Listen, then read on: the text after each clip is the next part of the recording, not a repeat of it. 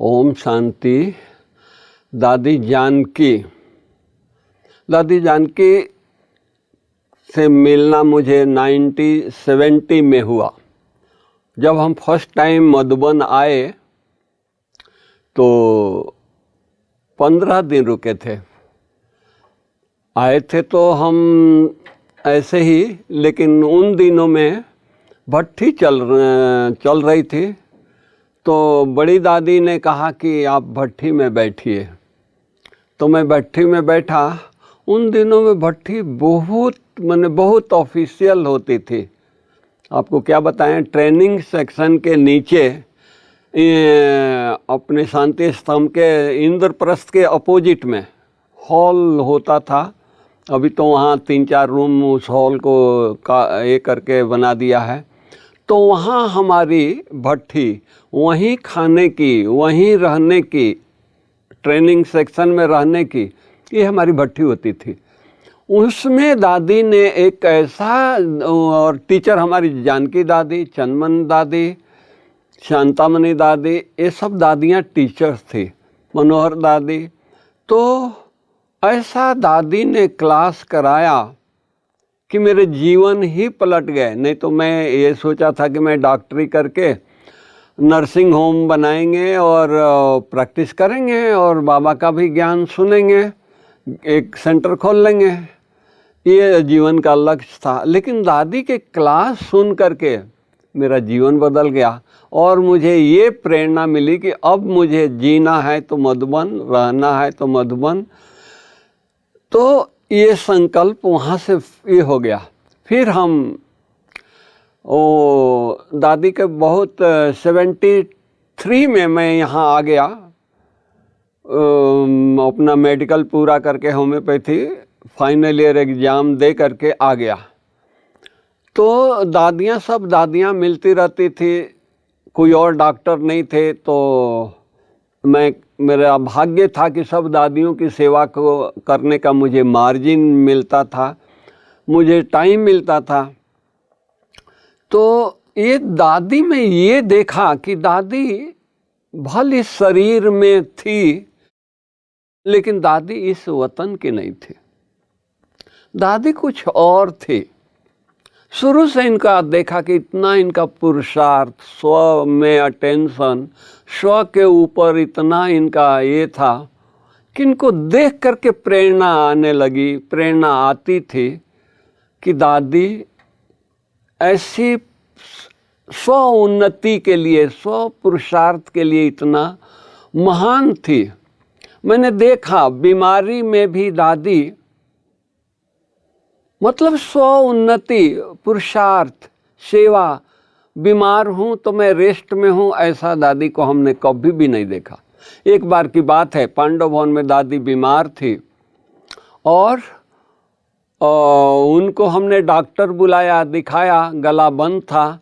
तो डॉक्टर ने दवाई लिखा और बोला कि दादी को रेस्ट कराइए, क्लास नहीं कराने दीजिए, तो दादी जल्दी कल तक ठीक हो जाएगी।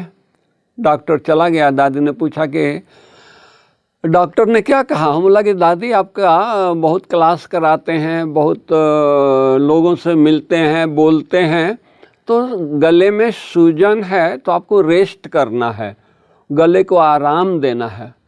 तो दादी ने कहा कि ठीक है, डॉक्टर ने कहा है उसकी बात हम मानेंगे, चलो मुख से नहीं बोलेंगे, अंग्रेज जानने वाले हैं उनको बुलाओ, हम दृष्टि दूंगी, टोली दूंगी। बताइए, डॉक्टर ने कहा कि रेस्ट करना है और दादी युक्ति निकाल लिया कि चलो हम बोलेंगे नहीं, हम दृष्टि देंगे। अंग्रेज जानने वालों को अनाउंसमेंट हुआ, वो आए और एक एक को इतनी पावरफुल दृष्टि दिया, टोली दिया कि उनकी आंखें गीली हो गई, भरपूर हो गए। तो ये दादियों को देखा कि नहीं, सेवा सेवा सेवा सेवा, उनका अंदर का एक उमंग था, उत्साह था, नहीं मुझे श्वासों श्वास सेवा करनी है। तो ये हमने जीवन में उनका प्रैक्टिकल देखा। उनके जीवन में त्याग, तपस्या। कितनी बार दादी बीमार हुई, अनेक बार हुई। एक बार बीमार हुई, उनको अहमदाबाद ले गए। इतना अधिक निमोनिया हो गया कि डॉक्टर भी सोच में पड़ गया कि दादी अभी बचेगी या नहीं बचेगी।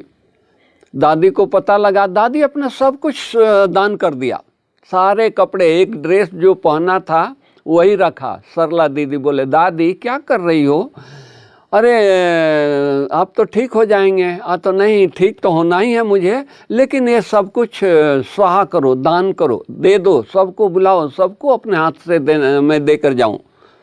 मतलब कि अपने आप में उनको इतना वैराग्य था कि हम क्या बताएं, सब कुछ दे दिया। लेकिन दादी धीरे धीरे ठीक हो गई। फिर तो दादी के पास, दानी आत्मा के पास कुछ कमी होता है? कुछ कमी नहीं होता है। तो इस तरह की अनेक एपिसोड हमने दादी को देखा कि दादी अपने लिए नहीं थी, सेवा के लिए। एक बार की बात सुनाए कि दादी बीमार थी, बहुत वीक हो गई थी। तो बड़ी दादी प्रकाशमणि को संकल्प चला कि यहाँ रहेंगी तो ये बोलती रहेंगी, पार्टियों से मिलेगी, इससे मिलेगी, उससे मिलेगी, बोलेंगी, एनर्जी जाएगा। तो मेरे को कहा कि इनको अहमदाबाद ले जाओ। अहमदाबाद कोई सेंटर पर नहीं भेजा। अहमदाबाद में हमारे किशोर भाई हैं जो पीस पार्क संभालते हैं, उनका फ्लैट था।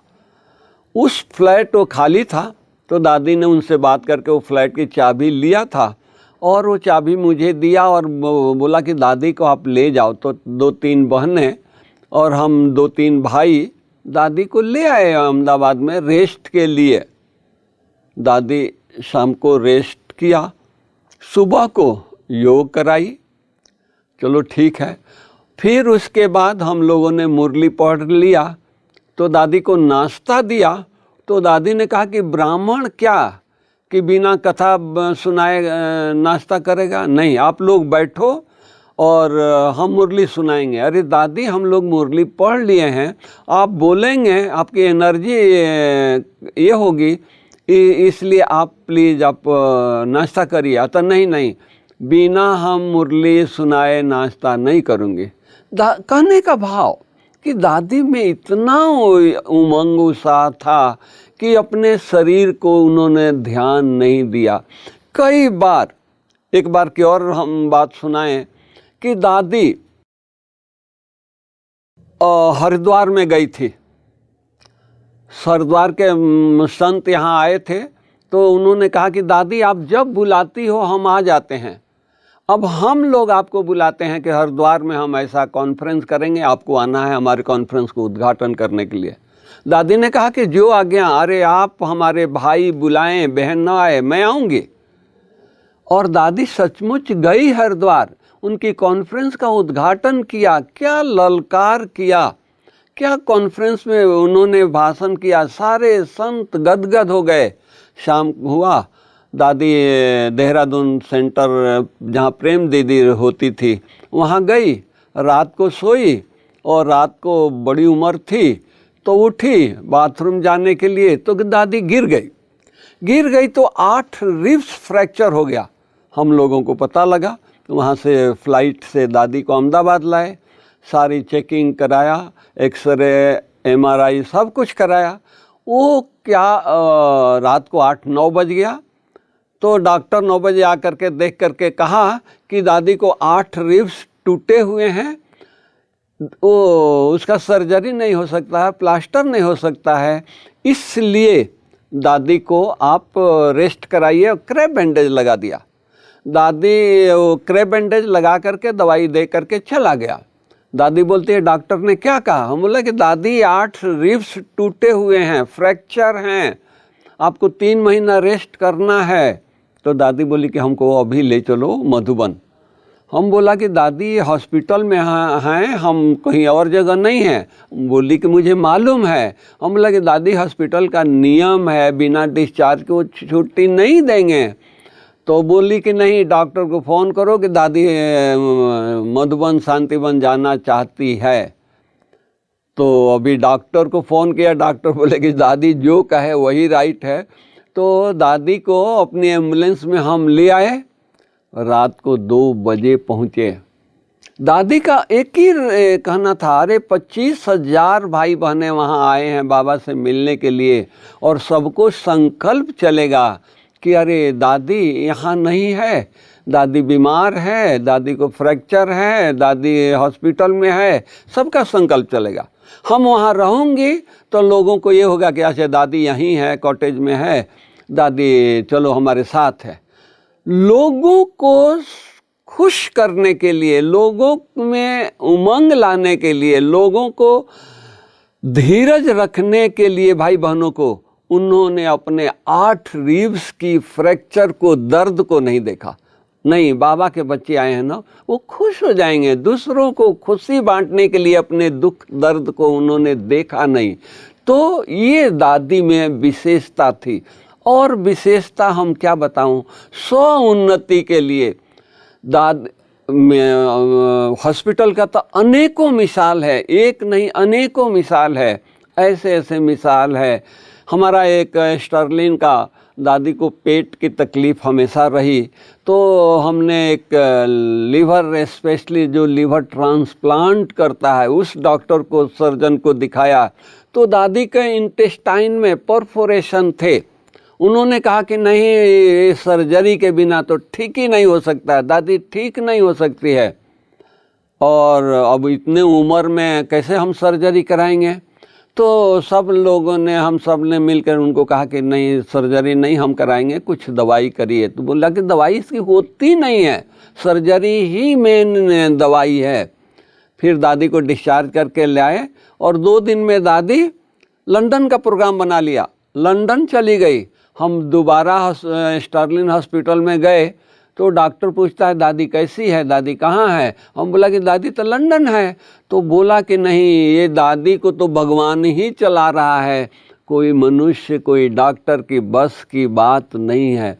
तो देखा कि दादी इतना बाबा के समीप थी, इतना बाबा के साथ रहती थी कि कोई भी परिस्थिति हो, कोई भी बात हो, हम लोग दादी के पास कोई प्रॉब्लम लेके जाते थे, दादी बोलती थी कोई बात नहीं है। इतना दादी में धीरज था, इतना दादी में शांति थी, कोई सी भी प्रॉब्लम ले जाइए दादी के पास, हो जाएगा। धीरज रखो, शांत रखो, उनके प्रति शुभ भावना दो। दादी का ये महवाक था। तो दादी अपने धीरज, शांति और अपने तपस्या से इतना दिन यज्ञ को निर्विघ्न चलाया। ये हमने दादी का स्व उन्नति के लिए देखा कि दादी में इतना विल पावर था, इतना पावर था कि दादी दादी नहीं थी। दादी हमेशा, ये देखो 7 बजा है, 6:45 बजा है, दादी अभी रेस्ट कर रही है। हंसा बहन दादी क्या कर रही है, तो रेस्ट कर रही है, दादी को ठीक नहीं है। और 7 बजे देखते हैं कि दादी स्टेज पर योग करा रही है, क्लास करा रही है। 25,000 की सभा है, दादी स्टेज पर आ गई, सारे भाई बहनें नाच रहे हैं। कैसे, दादी क्या किया? तो दादी की खुद की तपस्या, खुद का उमंग। इतना बीमार होते हुए भी दादी कभी अपने ये क्या कहें, उमंग उत्साह को कम नहीं किया। एक लास्ट बात सुना करके मैं पूरा करता हूँ। दादी एक बार बहुत बीमार थी, जयंती बहन सुना रही थी कि दादी एक बार बहुत बीमार थी, बहुत उनको दर्द था। गुलजार दादी को पता लगा, गुलजार दादी आई, आकर के दृष्टि दिया, उनके सिर पर हाथ रखा और सारे शरीर पर हाथ फिराया और थोड़ी देर दृष्टि दे करके बैठ करके उनसे बातचीत करके चली गई। दादी बहुत आराम से, जैसे कुछ उनको तकलीफ़ ही नहीं है। तो जयंती बहन ने पूछा, दादी गुलजार दादी आई, मतलब बाबा आए, तो क्या उनके बाबा ने आपकी बीमारी को लेकर चला गया, छूमंतर कर दिया? दादी ने कहा कि नहीं, मेरा हिसाब किताब है, मेरी बीमारी है, वो बीमारी है, लेकिन दादी आई, बाबा आए, इतना शक्ति दिया कि वो बीमारी है, लेकिन मुझे कुछ पता नहीं है। बीमारी गई नहीं है, बीमारी है, लेकिन बाबा ने, दादी ने इतनी शक्ति दिया कि वो बीमारी नहीं लगती है। तो ये हमारी दादियाँ सचमुच बाबा ने इनको 14 साल इतना, ये तो कहने की बात नहीं है। भगवान, सोचिए ना, भगवान 14 साल जिसको पालना दिया है, योग कराया है, शक्ति भरी है, हर घड़ी उनका परवरिश किया है, वो कैसे महान होंगे। वो तो हम ये नयन, ये दृष्टि उनको देखा, ये जीवन उनके साथ बीतता, मैं तो अपने आप को बहुत भाग्यशाली, धन्य धन्य समझता हूँ। ओम शांति। Thank you.